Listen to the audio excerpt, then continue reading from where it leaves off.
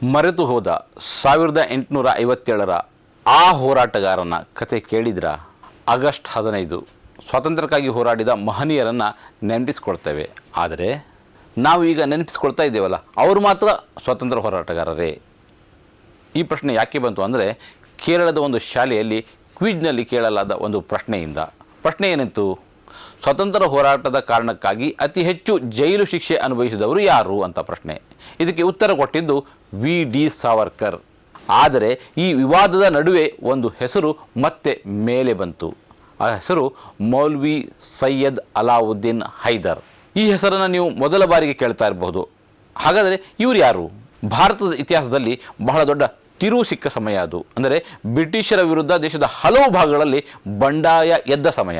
ನಾವು ಸಾಮಾನ್ಯವಾಗಿ 1857ರ ಹೋರಾಟ ಅಂತ ಹೇಳುವಾಗ ದೆಹಲಿಯನ್ನು ನೆನಪು ಮಾಡ್ಕೊಳ್ತೇವೆ, ಮೀರತ್ತನ್ನು ನೆನಪು ಮಾಡ್ಕೊಳ್ತೇವೆ, ಝಾನ್ಸಿ, ಕಾನ್ಪುರ್ ಇಂತಹ ಪ್ರಚಾರದಲ್ಲಿರುವ ಹೆಸರುಗಳನ್ನು ನೆನಪು ಮಾಡ್ಕೊಳ್ತೇವೆ.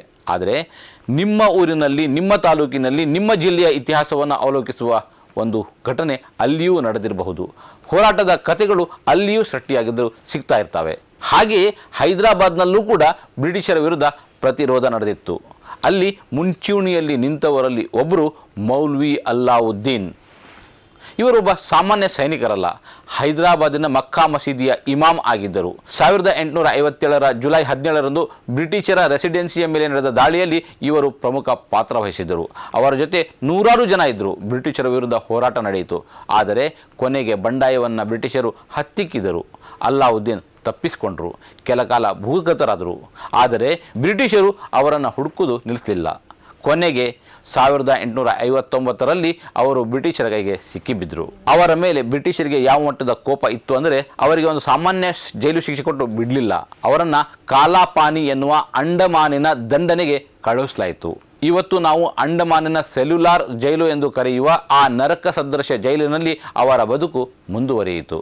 1 ವರ್ಷ, 2 ವರ್ಷ, 10 ವರ್ಷ, 20 ವರ್ಷ, 30 ವರ್ಷ ಇಲ್ಲ, ಅವರು ಹೊರಗೆ ಬರಲೇ ಇಲ್ಲ. 1889ರಲ್ಲಿ ಅಂಡಮಾನಿನಲ್ಲೇ ಅವರು ಮೃತಪಟ್ಟರು. ಅಂದರೆ ಸುಮಾರು 3 ದಶಕಗಳ ಕಾಲ ಅವರ ಬದುಕು ಬ್ರಿಟಿಷರ ಬಂಧನದಲ್ಲಿಯೇ ಕಳೆದುಹೋಯಿತು. ಯೋಚಿಸಿ ನೋಡಿ, ನಮ್ಮಲ್ಲಿ ಎಷ್ಟು ಜನರಿಗೆ ಈ ಕತೆ ಗೊತ್ತಿದೆ? ಆಗಸ್ಟ್ 15ರಂದು ನಾವು ಸ್ವತಂತ್ರದ ಸಂಭ್ರಮ ಆಚರಿಸುವಾಗ ಈ ಹೆಸರನ್ನು ಎಷ್ಟು ಕಡೆ ನಾವು ನೆನಪಿಸಿಕೊಳ್ತೇವೆ? ಇಲ್ಲಿ ಇನ್ನೊಂದು ವಿಷಯವನ್ನು ಬಹಳ ಸ್ಪಷ್ಟವಾಗಿ ಹೇಳಬೇಕು. ಸಾವರ್ಕರ್ ಅವರಿಗೆ ಬ್ರಿಟಿಷರು 2 ಜೀವಾವಧಿ ಶಿಕ್ಷೆಯನ್ನು ವಿಧಿಸಿದರು. ಅಂದರೆ ಒಟ್ಟು 50 ವರ್ಷಗಳ ಶಿಕ್ಷೆ ವಿಧಿಸಿದರು. ಆದರೆ ಅವರು 50 ವರ್ಷ ಜೈಲಿನಲ್ಲಿ ಇರಲಿಲ್ಲ. 1911ರಲ್ಲಿ ಅಂಡಮಾನಿಗೆ ಕಳುಹಿಸಲ್ಪಟ್ಟ ಅವರು ನಂತರ ಮುಖ್ಯ ಭೂಮಿಗೆ, ಅಂದರೆ ಭಾರತ ಭೂಮಿಗೆ ವರ್ಗಾಯಿಸಲ್ಪಟ್ಟರು. 1924ರಲ್ಲಿ ಬಿಡುಗಡೆಯಾದರು. ನಾವಿನ್ನು ಆ ಕೇರಳದ ಶಾಲೆಯಲ್ಲಿ ಕೇಳಲಾದ ಪ್ರಶ್ನೆಯತ್ತ ಬರುವುದಾದರೆ, ಅತಿ ಹೆಚ್ಚು ಶಿಕ್ಷೆ ವಿಧಿಸಲ್ಪಟ್ಟವರು ಯಾರು ಎಂಬ ಪ್ರಶ್ನೆ ಒಂದು, ಅತಿ ಹೆಚ್ಚು ವರ್ಷ ಜೈಲಿನಲ್ಲಿ ಕಳೆದವರು ಯಾರು ಎಂಬ ಪ್ರಶ್ನೆ ಇನ್ನೊಂದು. ಈ ಎರಡನ್ನೂ ಒಂದೇ ಅರ್ಥದಲ್ಲಿ ತೆಗೆದುಕೊಳ್ಳುವಂತೆ ಇಲ್ಲ. ಸಾವರ್ಕರರಿಗೆ 50 ವರ್ಷಗಳ ಶಿಕ್ಷೆ ವಿಧಿಸಿದ್ದರು. ಅವರು ಜೈಲಿನಲ್ಲಿ ಕಳೆದಿದ್ದು 13 ವರ್ಷ ಮಾತ್ರ. ಸಾವರ್ಕರರ ಇತಿಹಾಸದಲ್ಲಿ ಏನು ಬರ್ತದೋ ಅದನ್ನು ಇತಿಹಾಸ ಹೇಳಲಿ. ಅದೇ ರೀತಿ ಮೌಲ್ವಿ ಅಲ್ಲಾವುದ್ದೀನರ ಹೋರಾಟವನ್ನು ಇತಿಹಾಸ ನೆನಪು ಮಾಡಿಕೊಳ್ಳಿ.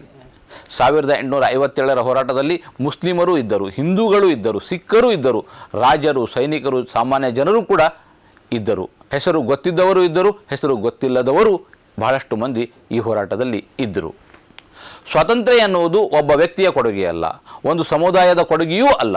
ಇದು ಲಕ್ಷಾಂತರ ಭಾರತೀಯರ ಹೋರಾಟದ ಫಲ. ಹಾಗಾಗಿ ಆಗಸ್ಟ್ 15ರಂದು ನಾವು ತ್ರಿವರ್ಣ ಧ್ವಜ ನೋಡುತ್ತಿರುವಾಗ ಒಮ್ಮೆ ಯೋಚಿಸೋಣ, ಇತಿಹಾಸದ ಪುಟಗಳ ನಡುವೆ ಎಲ್ಲೋ ಮರೆತು ಹೋಗಿರುವ ಆ ಹೆಸರುಗಳನ್ನು ನಾವು ನೆನಪಿಸಿಕೊಳ್ಳೋದು ಯಾವಾಗ? ಮೌಲ್ವಿ ಅಲ್ಲಾವುದ್ದೀನರ ಕತೆ ಅಂತಹ ಒಂದು ನೆನಪು. ಇವರನ್ನು ನೆನಪಿಸಿಕೊಳ್ಳುವಂತೆ ಮಾಡಿದ್ದೇ ಕೇರಳದ ಆ ಕ್ವಿಜ್ ಸ್ಪರ್ಧೆ ಮತ್ತು ಅಲ್ಲಿ ಬಂದ ತಪ್ಪು ಉತ್ತರ.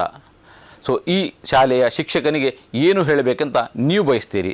ಸಾವರ್ಕರ್ ಅವರನ್ನು ನೆನಪಿಸಿಕೊಳ್ಳಿ, ಗಾಂಧೀಜಿಯನ್ನು ನೆನಪಿಸಿಕೊಳ್ಳಿ, ಭಗತ್ ಸಿಂಗ್ರನ್ನೂ ನೆನಪಿಸಿಕೊಳ್ಳಿ, ರಾಣಿ ಲಕ್ಷ್ಮೀಬಾಯಿ ಅವರನ್ನು ಕೂಡ ನೆನಪಿಸಿಕೊಳ್ಳಿ, ಸುಭಾಷ್ ಚಂದ್ರ ಬೋಸ್ರನ್ನು ನೆನಪು ಮಾಡ್ಕೊಳ್ಳಿ. ಆದರೆ ಮೌಲ್ವಿ ಅಲ್ಲಾವುದ್ದೀನ್ರಂಥವರನ್ನು ಮರೆಯಬೇಡಿ. ಯಾಕೆಂದರೆ ಸ್ವತಂತ್ರಕ್ಕಾಗಿ ಜೈಲಿಗೆ ಹೋದ ಪ್ರತಿಯೊಬ್ಬರ ಕಥೆಯು ಭಾರತದ ಕಥೆಯೇ ಆಗಿದೆ. ವೀಕ್ಷಕರೇ, ನಿಮಗೆಲ್ಲ ಸ್ವತಂತ್ರ ದಿನಾಚರಣೆಯ ಶುಭಾಶಯಗಳು. ಜೈ ಹಿಂದ್.